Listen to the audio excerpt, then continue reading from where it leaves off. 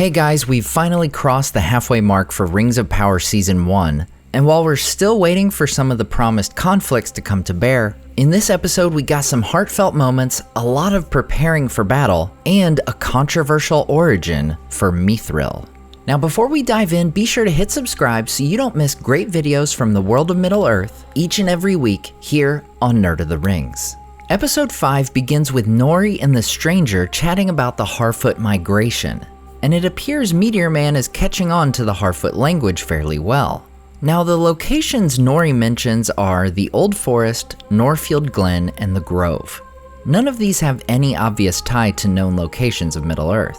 While some may see the Old Forest and think of the location east of the Shire, I'm pretty certain that isn't the location Nori is referring to.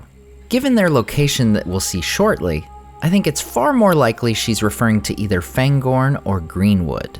When Nori mentions there being perils on the route, the stranger identifies himself as a peril, remembering what he did to the fireflies. Nori assures him that he's good, and that he's here to help. And I will note that I noticed the stranger is looking rather brown these days. Now I'm still firmly hoping that he's a blue wizard and not another wizard we've already met, but it did give me a little bit of a Radagast vibe. Next we get Poppy's Wandering Day song, with a montage of the Harfoots traveling in what I thought was a really nice scene. Now we get hints at where they're traveling, and notable here is that we see their route going around the Emyn Muil, where Frodo and Sam meet Gollum. Here is where the Argonath will one day be built, and these are the falls of Rauros, that Boromir's body is sent down in an elven boat. We see a spot labeled the Grey Marshes, and it looks like they might turn east, and they either pass through an unrelated marshland, or it's possible they're implying this land here is marshlands. This area is notable as it will one day be the Dead Marshes, after the War of the Last Alliance that will likely end this series. Now by the book, this land shouldn't be marshlands yet, as it becomes marshlands after the fallen bodies are buried there. But I could see them making this a marshland from the get-go and having a battle take place there as well. We'll find out much later. We get a little similarity to the hobbits crossing marshlands in the Fellowship of the Ring with the bugs, and throughout this montage we get some of those beautiful New Zealand scenery shots.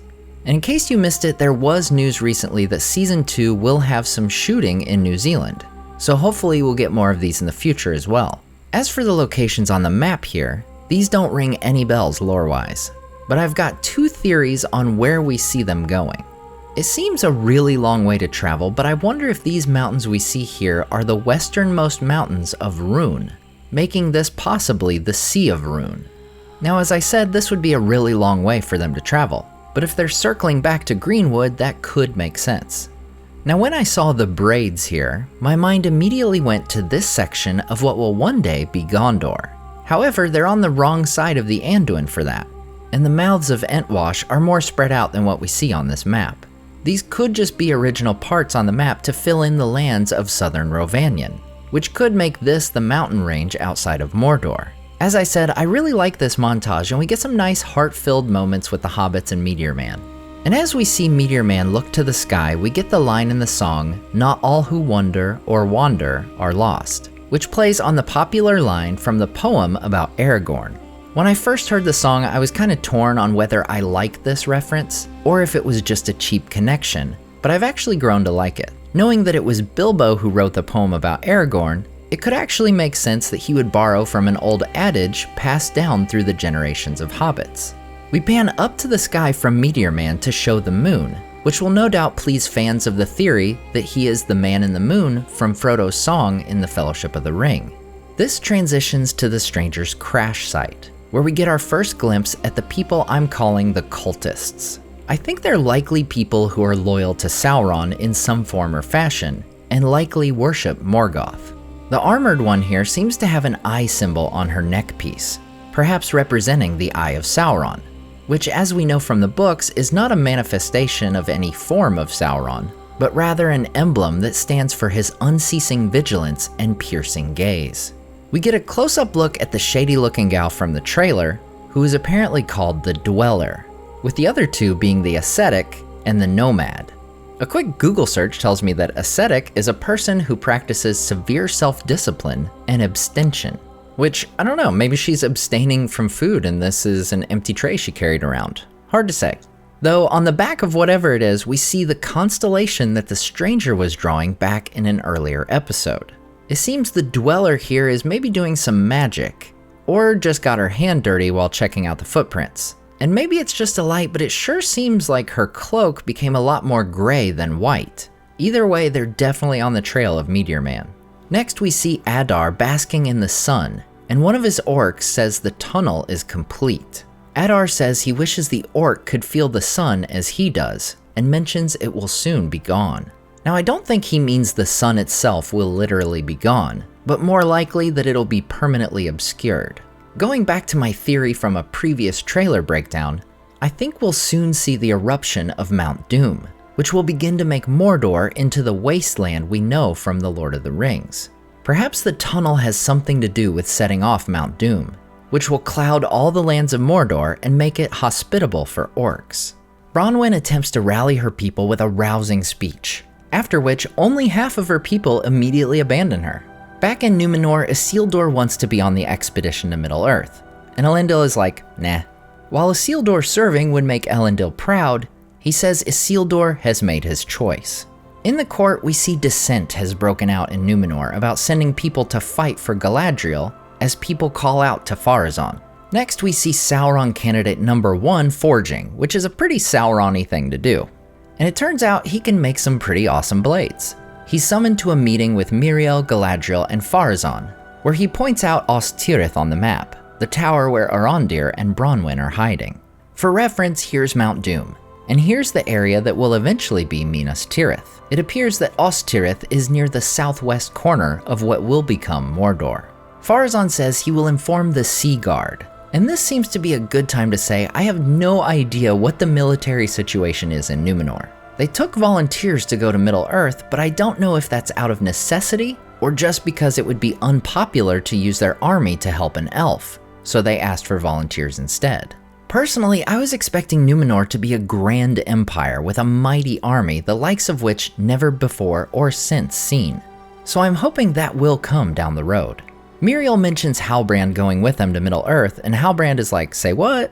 We then find out that apparently Halbrand traded the info of Galadriel going to the King's Tower to Pharazon in exchange for a guild crest in the previous episode, hence his forging. We find out Numenor has committed 5 ships and 500 men to reclaim the Southlands. But Halbrand wants no part of it, taking off his necklace pouch and saying, find another head to crown. Okay, so if Halbrand is indeed Sauron, I really hope this is him playing 3D chess against Galadriel and not some villain rehab thing going on. I'm still really holding out hope for him being the Witch King, but we'll see. We're back with the Harfoots in a wooded area and they seem skittish. Poppy even asks what madness made them go this way. This line mimics Gimli's in the Two Towers saying, what madness drove them in there? Could this be a hint that they are now in Fangorn Forest, and that they perhaps circled around the Emyn Muil and at some point crossed the Anduin? It would check out with the earlier theory of the Entwash as well.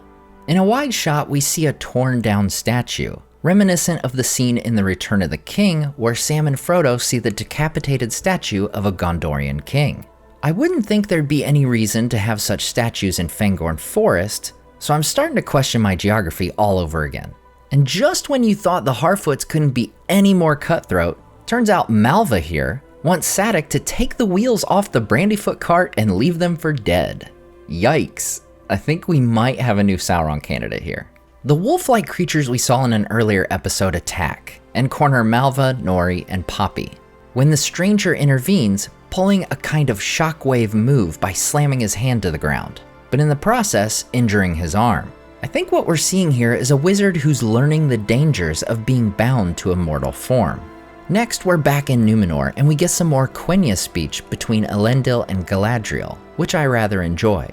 However, we next get one of those movie TV cliches that I find to be a mixture of both funny and annoying. Sword fight training, where if any of the hits were to actually land, it would absolutely kill somebody. These kinds of scenes pop up all the time in movies, so I can't act like this is unique to the show, but it still makes me roll my eyes. Like if they accidentally lopped off Galadriel's head, I wonder if they would still sail to the Southlands, or just be like, well, I guess we're off the hook. Anyway, Valandil gets promoted to lieutenant for cutting Galadriel's sleeve, and we're off to Pharazon and Kemen. And I continue to really enjoy the scenes we have of Pharazon. He seems like a very cunning man, and clearly wields great influence. He reveals that the reason he's going along with his cousin Miriel's plan is because if they help reclaim the Southlands, their new king will owe them, meaning they could in return get ores, forests, trade, and tribute. Now this would seem to indicate that Numenor does not yet have any of their port cities in Middle-earth, or else they would already have access to all those things via trade. It's a creative choice I'm not fully sold on, but it seems that perhaps Pharazon may be instrumental in making Numenor an empire, rather than that being part of their history already. Either way, I really enjoy his performance as Pharazon thus far, and hope to see him lead a mighty army at some point. We next see Miriel talking with her father, Tar-Palantir, and when she reveals she's going to Middle-earth, Palantir tells her not to because all that awaits her there is darkness.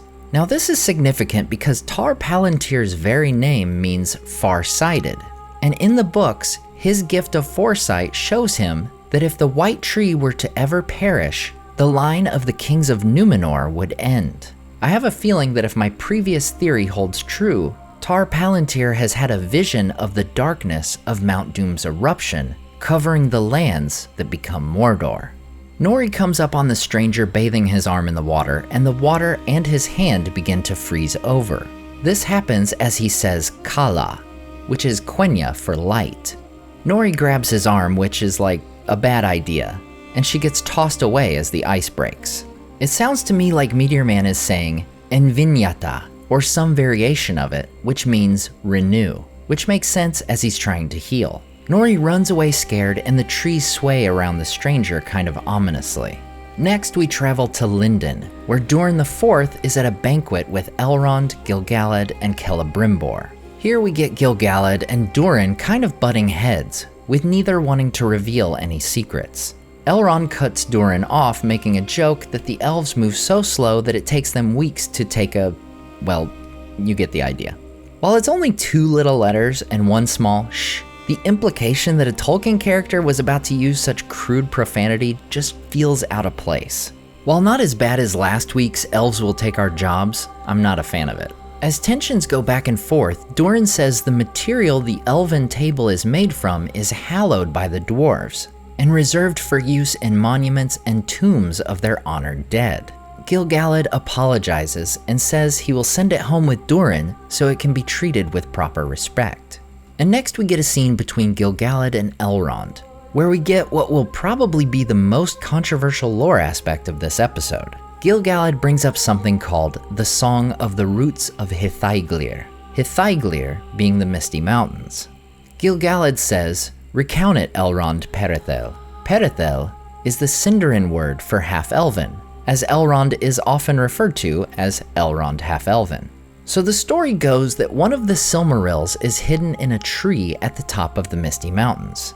An elf with a heart as pure as Manwë pours his light into the tree to protect it, while a Balrog channels his hatred into the tree to destroy it. The tree gets struck by lightning and allegedly creates Mithril, a power Gil-galad says is pure and light as good, and strong and unyielding as evil.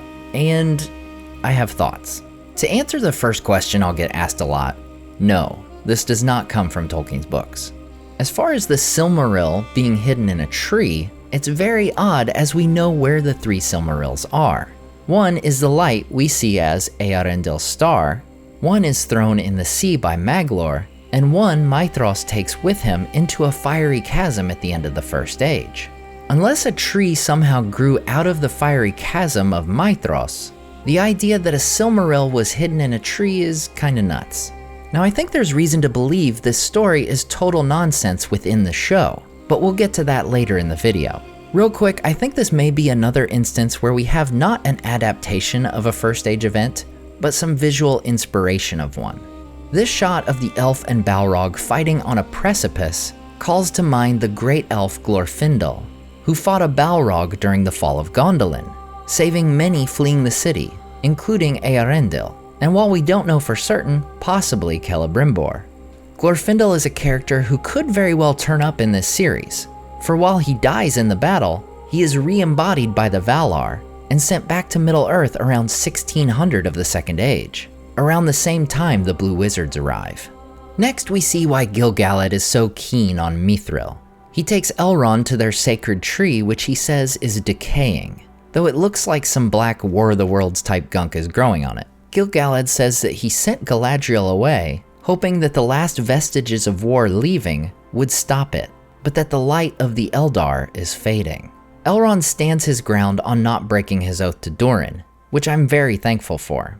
I thought for sure after last week they were going to make the oath the reason Elrond and his family experienced such sorrow in the age to come, which in my opinion would have been really lame. Elrond looks to the sky as if looking to his father for guidance, and we transition to his father's statue in Numenor, where we can see there's a representation of a Silmaril on his brow. Now, director Wayne Yip said in an interview that at some angle in Numenor it looks like Eärendil is pointing to his star, so I wonder if this is that shot. Isildur's friend Otamo tells his fiancée the battle will probably be over by the time he's off the boat, which probably means he's a dead man next episode. The three friends meet in the same alleyway Halbrand beat up people in episode 3, and Isildur once on the boat. Isildur smells what the Valandil is cooking by trading 2 punches for making things right between them. Kemen sneaks on the boat to go all pyro and finds Isildur stowing away. They struggle and start the boat on fire. And a quick side note, in my Discord server, I joke that if Kemen turns into a Nazgul, my headcanon will be he's the one that looks around all dorky-like before getting a torch to the face from Aragorn. And turns out he catches fire here. Foreshadowing! Kemen shows cool guys don't swim from explosions as Isildur hauls him out of the water, and they come up with a story about Kemen being in a fishing boat and Isildur saving him. Back with Elrond, Celebrimbor reveals that they believe that by securing vast quantities of Mithril, they can saturate every elf in the light of the Valar, which would be the elves' salvation. Again, we'll get deeper into this in a minute.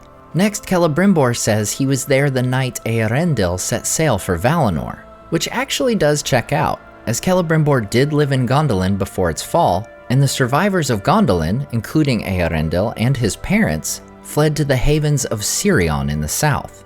He calls Eärendil a mortal man who believed he could convince the very gods to come to war in our aid. While I would much prefer elves to refer to them properly as the Valar, I saw a number of people take issue with Celebrimbor calling Eärendil a mortal man. However, at the time he set sail, Eärendil was indeed considered mortal. In the Silmarillion it says, "Then Eärendil, first of living men, landed on the immortal shores." Next we have Halbrand, who has a worthless broom. He's not doing anything here. And Galadriel comes to apologize a bit before again trying to convince Halbrand to go back to Middle-earth. And Halbrand is all like, "You don't know me." Galadriel says that the mutiny against her and Elrond and Gil-galad exiling her were because they could no longer distinguish her from the evil she was fighting. And I think this could be a good learning moment for Galadriel admitting this, if she does indeed learn from it. Her rage being her only character trait has been my biggest complaint all along. If she learns to move past it, that would actually be really nice. It would be a great lesson of not becoming a monster while hunting monsters. And if she doesn't, well, it'll just be more of the same and she'll remain pretty uninteresting of a character, unfortunately. Then Halbrand says he's sorry about her brother and for all of it. Again, this would be super weird if this dude is Sauron saying this stuff. Unless he's lying, or unless he's the Witch King. Waldreg and the deserters join Adar, whom he calls Sauron, and womp womp, I guess he's not Sauron. Waldreg then says, "I'll serve you, whoever you are," which is kind of funny. Now, I've never thought Adar was Sauron, but it's worth noting that in The Lord of the Rings, Aragorn says Sauron does not use his right name, nor permit it to be spelt or spoken. We only see a couple instances. One is the mouth of Sauron, and the other is the messenger sent to Erebor that say the name Sauron. So while I don't think Adar is Sauron, it could be read as him reacting to someone using that name. Adar makes Waldreg kill Rowan to enter his service. Pretty heavy bad guy stuff. Back in Ostirith, and we have some respect developed between Arondir and Theo. And Arondir remains a great part of the show. I'm a fan of the character, and I think we'll see some cool elven action from him next episode. Theo reveals the shard to Arondir, and behind some vines he reveals some kind of monument depicting the blade. I'm not sure, but I think this might be Sauron's helm in the background. The sword is shown stabbed through someone's stomach, and it's revealed in the X-ray view of the episode that the tower in Ostirith was originally built by the people loyal to Morgoth, which explains why this statue would be in an Elven-controlled tower. Arondir says it's a key to something. I'm still banking on this possibly being related to the Morgul blades that bring people into the unseen world. Arondir also reveals they'll be attacked in days, maybe hours. And Bronwyn is like, maybe those deserters were onto something, and says they should go serve the darkness in a pretty big 180. They get a light bulb moment when Bronwyn says the tower will fall, so they're probably going to rig up some catastrophe next episode. Adar and his forces begin their march to Ostirith as the orcs chant Nampat. Next, we're back in Lindon, and the elves are carrying away the table to take back to Khazad-dûm. Durin reveals that he totally made up the whole thing about it being sacred stone, because Disa has been wanting a new table for years, which is hilarious. Elrond comes clean to Durin, revealing that without Mithril, the elves must either sail west or they will perish. Alright, so in summary, we have a Silmaril hidden in a tree, struck by lightning while being fought over by an elf and a Balrog that creates Mithril. The tree in Lindon is dying because evil something, and that means the elves will die because reasons. So I'll say I'm not the biggest fan of this setup, as I'm pretty sure this is heading to the elves needing to save their lives, leading to the creation of the Rings of Power, rather than it being a result of Celebrimbor's hubris in wanting a way to make glorious realms in the image of Valinor that don't dwindle with the passing of time. In short, this whole Mithril origin story to me felt like over-explaining. Part of what I love about Tolkien is that he's perfectly fine with some things being left a mystery, and I think I would have been okay if the elves just believed Mithril to have magic properties that could forestall the decays of time. It's just my opinion, but that would have been enough for me rather than coming up with a complicated explanation for how Mithril was made, and without tying the lives of the elves to the problem. Now, I spoke earlier of a hope that this creation of Mithril story is false. Elrond even says the story is regarded by most to be an apocryphal tale, widely circulated but untrue. Add to this an interesting quote from last week from Adar. "You have been told many lies. Some run so deep even the rocks and roots now believe them." Could all of this, the decaying of the linden tree and Mithril being some salvific material for the elves, indeed just be a lie sown in Celebrimbor's mind by a certain fair visage, whom we've not met yet, and passed to other unwitting peoples of Middle-earth? Even that, though, would diminish the role of Gil-galad and Elrond of not trusting Annatar, though I suppose the loophole could be that they haven't met him themselves. Either way, I will say the Gil-galad we've gotten so far is kind of a jerk. You'd think he was the one raised by Feanorians rather than Elrond the way he's acting. Not to mention spying all creepy-like on Elrond and Durin. That being said, I'm open to the idea of a bit more jerkish interpretation of Gil-galad in the beginning. But by the time of the War of the Last Alliance, we've got to be fully rooting for his character. There can be an arc here, but we've got to love this dude when the time comes. Now, as for the lives of the elves being tied to the decay of their realms, I expect folks will be pretty divided on this.